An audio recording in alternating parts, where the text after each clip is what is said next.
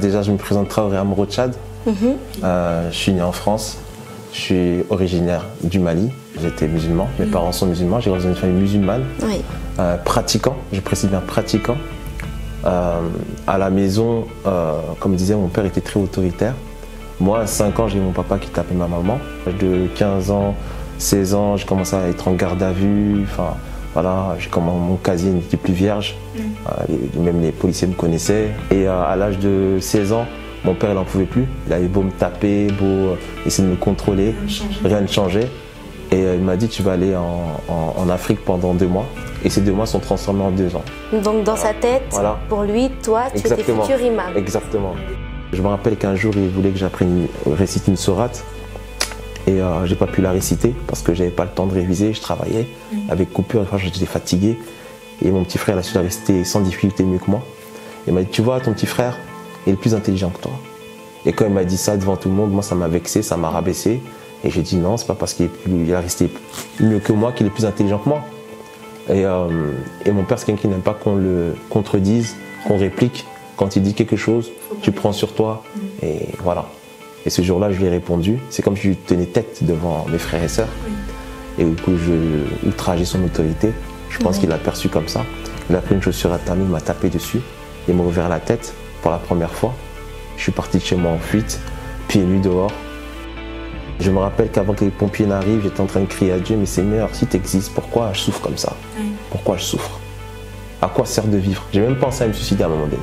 Tellement ça pèse quoi. Je suis parti, je me suis retrouvé à la rue, je demandais à des amis pour m'héberger, personne ne voulait m'héberger. Et là je me suis rendu compte que... Les mêmes amis Voilà, mes amis, je me disais quel genre d'amis j'avais quoi. Tu étais seul. J'étais seul. Bonjour à tous, bonjour William. Bonjour à toi Emma. Aujourd'hui nous nous retrouvons pour la partie 2 du témoignage de Tchad. D'ailleurs si vous n'avez pas encore vu l'épisode 1, n'hésitez pas à le regarder, il est encore disponible. Et aujourd'hui nous saurons dans quelles circonstances Tchad a confessé Jésus comme Seigneur et Sauveur. A tout de suite.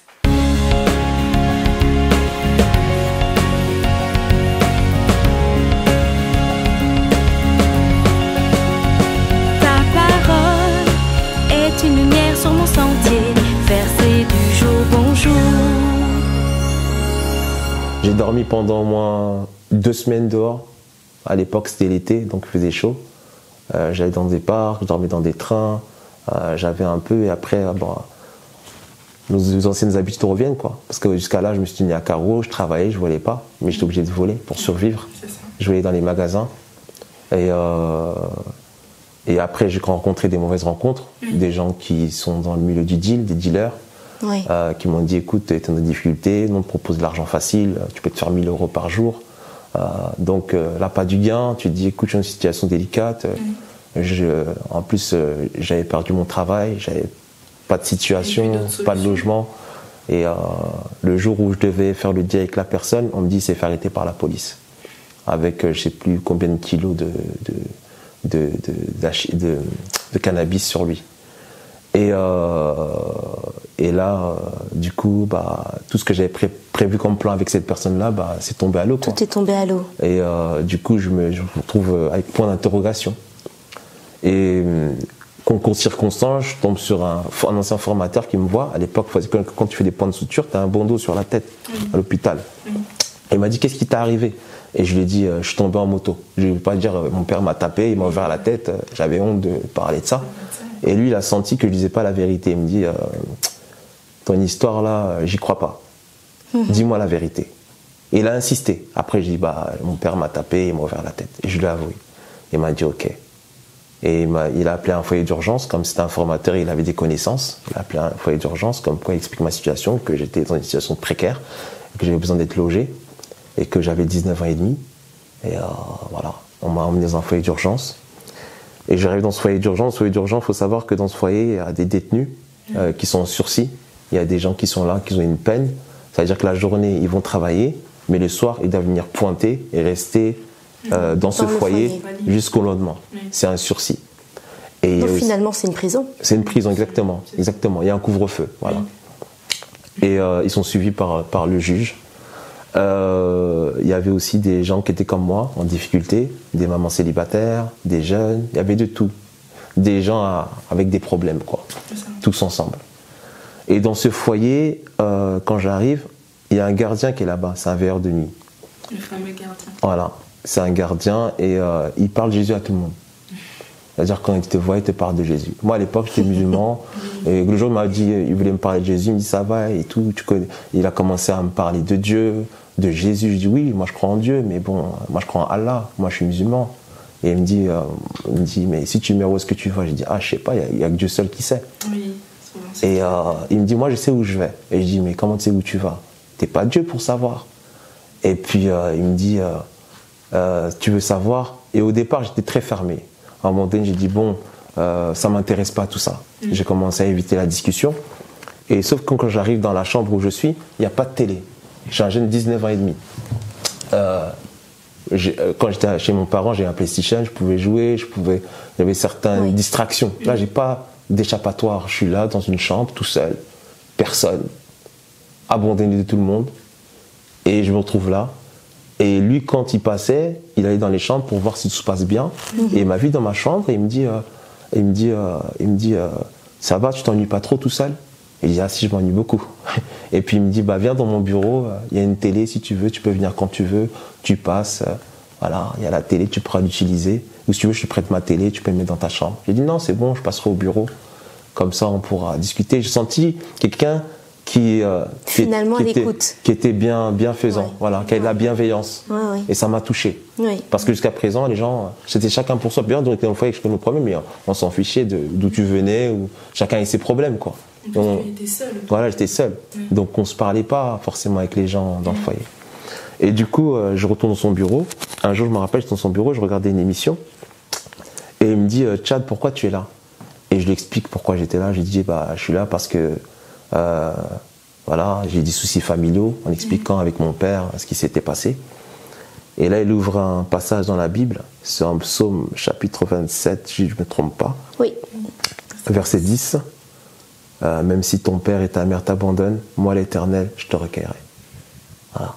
L'Éternel, je te recueillerai. Quand tu m'as lu ce verset en psaume, que si ton père et ta mère t'abandonnent, l'Éternel me recueillera, ça m'a touché au cœur. Et j'ai commencé à pleurer. J'ai commencé à pleurer. Je ne suis pas une Madeleine, je suis un dur. Enfin, j'ai grandi à la dure, quoi. Pour nous, pleurer, c'est pas notre quotidien, quoi. On m'a toujours dit, un homme ne pleure pas. Et ce jour-là, bah, bien que je suis homme, j'ai pleuré. J'ai pleuré. Et là, il m'a pris dans ses bras et il a commencé à prier pour moi. Et il m'a dit, c'est Tchad, dans ce foyer, le fondateur de ce foyer, c'est un chrétien. Et je veux que tu aies la vie éternelle. S'il arrivait que tu meurs aujourd'hui, est-ce que tu sais où tu vas? J'ai dit, je ne sais pas. Et il a commencé à me dire, tu sais, quelqu'un qui ne sait pas où il va, il est perdu. Et Dieu ne veut pas que tu sois perdu. C'est comme un aveugle qui ne sait pas où il va. Et Dieu veut que tu sois sauvé. Et pour que tu saches où tu vas, il faut que tu vois. Et Jésus, c'est la lumière. Et tant que tu es dans les ténèbres, tu ne vois pas. Et j'étais dans l'émotion, je pleurais. Et il a prié pour moi. Et m'a dit, dimanche, je vais à l'église. J'aimerais juste que tu viennes. Vienne avec moi, que tu viennes voir. Et pour moi, l'église, on m'a toujours dit, quand tu vas dans une église, ça porte malédiction, il ne faut pas être dans une église. Enfin, j'ai écouté beaucoup de choses sur les églises. Et pour moi, c'est comme une église catholique. Il y a des statues, il y a des... Voilà. Il y avait une image de l'église. Et le jour quand je vais à l'église, je vois il y a la louange. C'est comme un concert en fait. Tout le monde a le sourire, tout le monde est joyeux, ça loue, ça célèbre. Il y a une présence. Et je me dis, mais c'est pas l'image que je me suis faite de l'église en fait. Ça n'a rien à voir. Et je me rappelle à l'époque, c'était à Saint-Denis.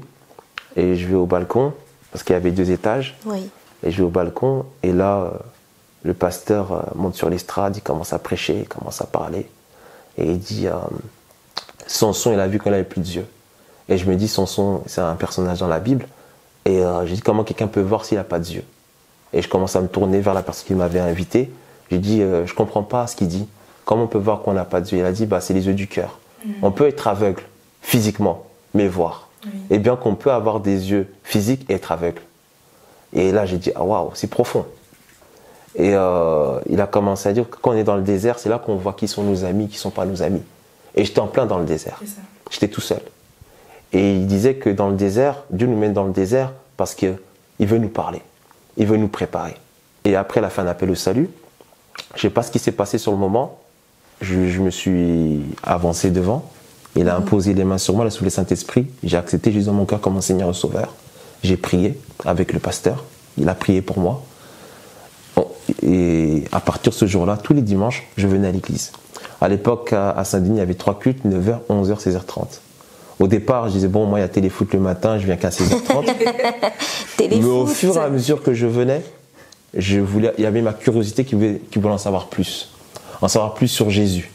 J'ai commencé à lire le livre des évangiles et j'ai commencé à voir la vie de Jésus, que j'ai venu pour faire du bien aux gens, non pas pour condamner les gens, mais pour sauver les gens. Il est venu pour libérer les gens. Et dans les évangiles, j'ai pu voir l'histoire de Jésus avec ses disciples, tout ce qu'il a fait. Dans le Coran, on ne parle pas de Jésus, on ne parle pas de tout ça. On ne parle pas de sa vie, enfin, de tous les détails. Voilà. J'ai pu voir la différence et avoir une connaissance globale, en fait. Oui. Voilà. Et pas être étroit d'esprit, juste on m'a appris ça, je reste dessus. Non, j'ai une connaissance, je suis ouvert d'esprit, voilà, et là, j'ai pu faire ma propre analyse. C'est ça. J'ai commencé à lire la Bible, sachant que je connais déjà le Coran, j'ai lu le Coran, et ce qu'on dit par rapport à Issa, et ce qu'on dit par rapport à Jésus. Et au fur et à mesure du temps, j'ai commencé à changer. Parce qu'il faut savoir que, comme j'ai appris, la lettre, elle tue. C'est-à-dire qu'on peut lire quelque chose selon les Écritures et la pratiquer sans comprendre ce qu'on fait, en fait. Voilà. Et j'ai une question. Oui. Pendant cette période-là, ça s'est passé en combien de temps à peu près toute cette période, à partir de ce moment avec le gardien, c'était combien de temps? En tout, il y a 1 an qui s'est écoulé. D'accord. Donc entre 1 an, oui. Pendant 1 an, j'étais assidu, j'allais à l'église tous les dimanches, je faisais les 3 cultes, j'ai essayé d'être donc ça a été un plus fidèle. processus. C'est un processus. Et comment, parce que comme tu l'as dit, tu es né avec un papa imam. C'est-à-dire que tu as été formaté dans ta mentalité, dans ta foi, avec les principes du Coran. Comment ça s'est passé? Est-ce qu'à un moment, il y a eu des chocs? Est-ce que c'était dur? Est-ce que tu as tout de suite cru à la Bible? Comment ça s'est passé? Comment tu te sentais? Ça a été progressif. Ça a été progressif. Parce qu'au début, quand je suis arrivé, par exemple, je ne mangeais pas de porc. J'avais des forteresses mentales. C'est ce qu'on vient...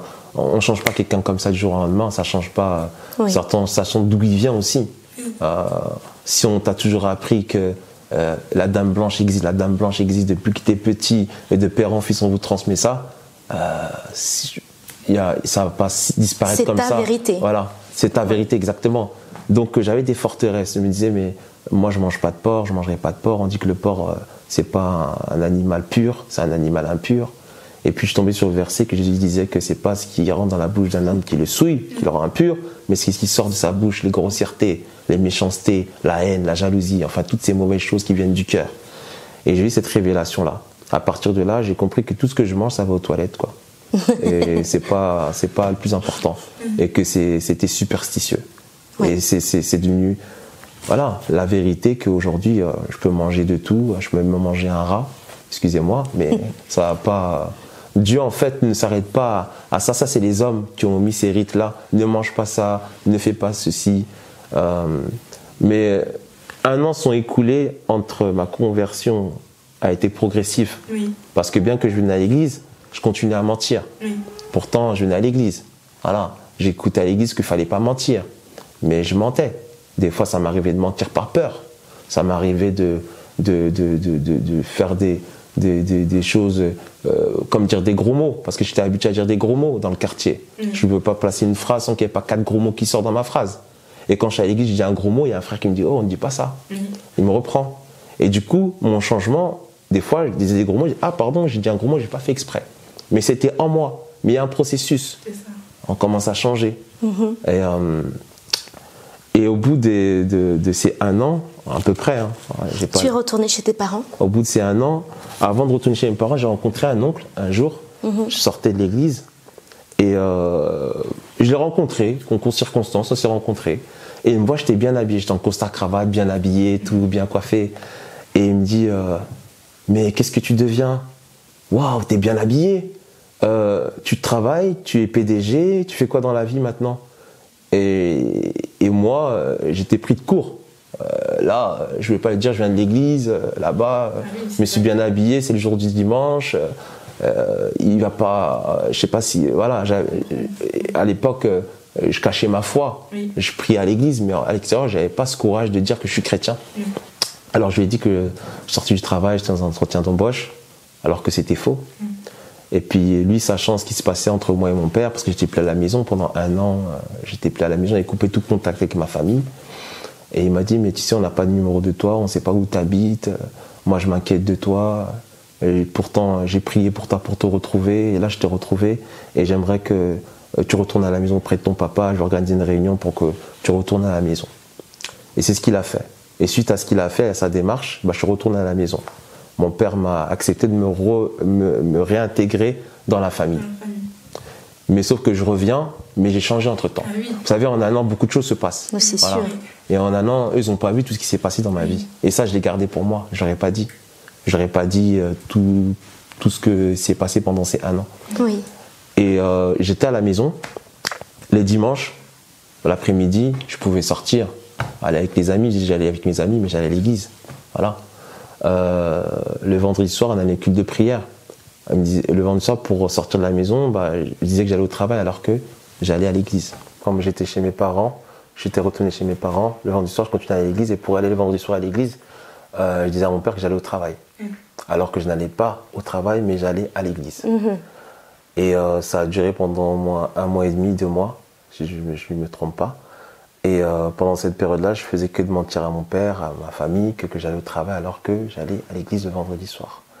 Et je me rappelle, un vendredi soir, le pasteur avait dit que tous ceux qui vivent dans le mensonge, qu'ils se repentent. Il avait fait un appel pour les gens qui vivaient dans le mensonge, l'occultisme, le mensonge. L'occultisme, c'est du mensonge, cacher la vérité, de s'avancer devant et de se repentir. Et je savais que ça me concernait, parce que je mentais à mes parents. Je mentais à ma famille, je leur disais que j'étais dans un endroit alors que je n'étais pas. Et Saint-Esprit m'avait mis fort à cœur que quand je rentrais à la maison, que je dise la vérité. Que je dise la vérité. Je me suis avancé devant l'autel, j'ai commencé à pleurer, j'ai commencé à demander pardon au Seigneur d'avoir menti à mes parents. Et je vais leur dire la vérité en rentrant ce soir. Et je me pose des questions, mais si je rentre, je dis ça à mon papa, qu'est-ce qu'il va penser de moi? Qu'est-ce qui va m'arriver? Et je commençais à avoir peur. Et Dieu m'était à cœur, t'inquiète pas pour le reste. Toi, ta part, c'est de dire la vérité. Et c'est ce que j'ai fait. J'ai appelé un frère à l'époque et je lui ai dit, tu sais, je vais rentrer là ce soir et je vais dire la vérité à mon père concernant ma foi. Je vais lui dire que je suis chrétien, que je ne suis pas musulman, que je crois en Jésus, que je vais à l'église.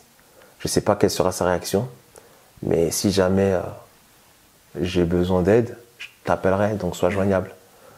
Et je suis allé à la maison.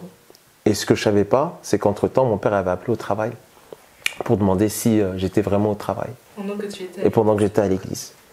Et au travail, bien sûr, on lui a dit que je n'étais pas au travail, donc il a su que je lui ai menti. Donc il m'attendait fermement pour savoir ce que j'allais lui dire. Et moi, quand j'arrive, mon père m'ouvre la porte et il me dit, tu étais où? Première question, tu étais où? Le premier test. Voilà. Et moi, je lui dis, j'étais à l'église. Et là, tout de suite, il me dit, église? Il ne comprend pas. Et comme c'était la prière du soir, il me dit, bon, on va faire tes ablutions, on va prier, et après, on va parler. Je rentre dans ma chambre, et je fais pas mes ablutions. Et du coup, il revient, parce que quand on prie chez nous, tout le monde prie ensemble, mes frères, mes sœurs, ma famille, on prie tous ensemble. Surtout la prière du soir, parce que le soir, tout le monde est à la maison. Et là, il me dit, mais on t'attend pour la prière du soir. Je lui dis, mais moi, j'ai déjà prié à l'église. Je t'ai dit, j'étais à l'église. Oh là là. Et je faisais même pas exprès, c'était vraiment naturel. C'est pas une question que je tenais tête à mon père ou non, c'était la vérité. J'étais à l'église, j'ai prié, j'ai pas besoin de prier à un autre Dieu. J'ai prié Jésus. Donc là, mon père commence à s'énerver. Il me dit, ici chez moi c'est Allah, il n'y a pas de Jésus, donc il y a un de nous deux qui doit partir. Et j'ai compris, j'ai pris mes affaires, je suis parti. Je suis parti, j'ai appelé le frère en question qui est venu me chercher, je lui ai expliqué. Et il m'a dit, Victoire, tu as fait ce qu'il fallait faire. Wow. Tu as affirmé ta foi. Et à partir de là, j'ai plus aucune honte de parler de Jésus à quiconque. Parce que c'est comme une forteresse qui était tombée. Si mon père, j'ai pu lui dire la vérité, n'importe qui viendra devant moi, je peux lui dire que je suis chrétien. Exact. Et depuis, j'ai assumé ma foi, jusqu'à aujourd'hui, je l'assume. Oui. Et je suis fier d'être chrétien. Et le message que j'aimerais donner surtout, c'est qu'on doit toujours garder la foi. Ne jamais avoir honte de Jésus. Peu importe, au début, on va se moquer de nous. On va dire, oui, t'es chrétien, voilà, ça va pas durer longtemps. Mais moi, je me suis accroché à Jésus. J'ai eu ce verset que Dieu m'a mis à cœur de partager. C'est en Matthieu 19, verset 29. « Et quiconque aura quitté à cause de mon nom ses frères ou ses sœurs, ou son père ou sa mère, sa femme ou ses enfants, ou ses terres ou ses maisons, entre parenthèses son quartier, sa cité, recevra le centuple et héritera la vie éternelle. » Et moi, j'ai appliqué ce verset à la lettre et j'ai relevé le défi. Et aujourd'hui, j'en vois les résultats. Pendant 16 années, mon père ne me parlait plus. Je n'avais plus aucun contact avec ma famille. De 2004 jusqu'à maintenant, 2020, surtout. J'ai eu plus de contact avec mes parents, rien. En 2018, j'ai appris que mon grand-père il est décédé. En 2020, j'ai appris que ma grand-mère est décédée. Ma grand-mère paternelle et mon grand-père paternel, les deux parents de mon père, son père et sa mère. Moi, j'ai pas encore perdu mes deux parents, mais j'imagine quand on perd deux parents en espace de 2 ans, tout à fait. La douleur qu'on doit avoir. Je suis mis à la place de mon père avec beaucoup de compassion et j'avais très fort à cœur de le revoir. Du coup, j'ai appelé des amis de mon père pour leur expliquer que j'ai besoin de voir mon père, pour faire mes condoléances. Et j'ai utilisé ce moyen aussi pour pouvoir renouer les liens avec lui. Oui, tout à fait. Et finalement, bonne nouvelle, on a renoué les liens. J'ai pu voir ma famille, j'ai pu voir mes frères, mes sœurs. J'ai présenté mon épouse à mes frères et sœurs parce qu'ils n'étaient pas là à mon mariage. Et c'était une victoire pour moi, c'est une joie pour moi. Pour dire qu'aujourd'hui, peut-être qu'on peut pleurer. Au départ, on pleure, on souffre. Mais à la fin, Jésus nous promet la victoire. Et la vie éternelle, c'est la chose la plus importante. Cette vie, elle est éphémère. Il ne faut pas regarder au temps présent, au moment, mais regarder la suite. Moi, je ne savais pas ce qui m'attendait par la suite. J'ai tout quitté. Parce que quand on quitte notre famille, notre statut, notre héritage, parce qu'on est banni, on est renié, on est rejeté, on souffre, on perd, on ne sait pas ce qu'on gagne. Mais Jésus nous promet la vie éternelle. Aujourd'hui, je suis fier d'être chrétien. Je suis un chrétien impliqué à 100%. Je travaille à 100% pour l'œuvre de Dieu. Je suis à plein temps pour le royaume de Dieu. Et je travaille pour l'Église. Et c'est une fierté. Je travaille pour l'œuvre de Dieu, pas pour une nourriture, comme on dit, corruptible. C'est ça. Qui peut être périmée. Oui. Mais pour celle qui est incorruptible, qui ne peut pas être périmée, pour la vie éternelle. Et aujourd'hui, c'est pourquoi j'ai le verset... oui, je vais le lire. En Romains, c'est le verset... oui, c'est le verset du jour. Je suis beaucoup. Romains chapitre 1, verset 16. « Car je n'ai point honte de l'évangile, c'est une puissance de Dieu pour le salut de quiconque croit. » Amen. Et ça, tu l'as vécu. Amen. Et ça, c'est ta vie actuellement. Exactement. Je suis très contente que tu aies pu partager ton témoignage avec nous, Tchad. Amen. Un grand merci. Je suis très contente parce qu'on se connaît depuis quelques années maintenant. Exactement. Comme il vous l'a dit, il travaille à l'église, je travaille à l'église aussi. Donc on est collègues. Yes. Et je crois même qu'on est collègues dans la foi. Amen. Parce que moi aussi, j'aime prêcher Jésus. Amen. Yes. J'aime voir les gens venir au salut. C'est pour ça, encore une fois, que nous faisons cet épisode, cette émission, pour que le maximum de personnes soient sauvées. Et je suis sûre que ton témoignage va pouvoir aider beaucoup de monde. Amen. Musulmans, pas musulmans, ça va aider énormément de personnes. Exactement. Parce que tu as tout sacrifié pour suivre Jésus. Exactement. Et je crois vraiment que le meilleur est devant toi encore. Une petite parenthèse avant qu'on termine, qu'on conclue. J'aimerais m'adresser à tous les gens qui sont de familles musulmanes, qui sont d'origine musulmans comme moi, et que leurs familles sont dans la religion, de ne pas avoir honte, de ne pas avoir peur. À un moment donné, il faut prendre position. Il faut être radical. Moi, j'ai pris un choix radical aujourd'hui. J'en vois les fruits. Je suis reconnaissant. Et c'est le bon choix. N'ayez pas peur. Surmontez vos peurs. N'ayez pas la peur de ce que les autres vont penser de vous. La peur de l'autre. Prenez cette conviction. Jésus, c'est un Dieu de conviction. C'est un Dieu de conviction. Il s'est sacrifié pour nous. Il a pris nos péchés sur lui pour qu'on soit sauvés. Et aujourd'hui, je suis très épanoui, je suis très heureux. Et il n'y a rien de mieux que d'être fier de qui on est en Christ. Voilà. Exactement. Je crois même, tu me le disais tout à l'heure, mais même ta famille, qui au départ peut-être ils sont en train de respecter ton choix. Et ça c'est très important. Quand on est ferme sur nos convictions, à un moment donné, même si on pleure au départ, comme Chad l'a dit, à un moment donné, on va nous respecter. On n'est pas toujours d'accord avec ce qu'on fait, mais au moins tu respectes. Amen. Et ça c'est important. Amen. Même si au départ les gens ne sont pas d'accord avec nous, mais quand tu vois qu'on est sérieux dans notre appel, qu'on le prend vraiment au sérieux, même ceux qui n'étaient pas avec nous au départ, ils finiront par respecter nos décisions. Au moins ça. Exactement. Au moins ça. Exactement. Et ça, c'est important. Amen. Voilà. Merci beaucoup. Merci Chad. en tout cas. Merci de m'avoir invité. Amen. C'était avec grand plaisir. J'aurais aimé que ton épouse soit avec nous.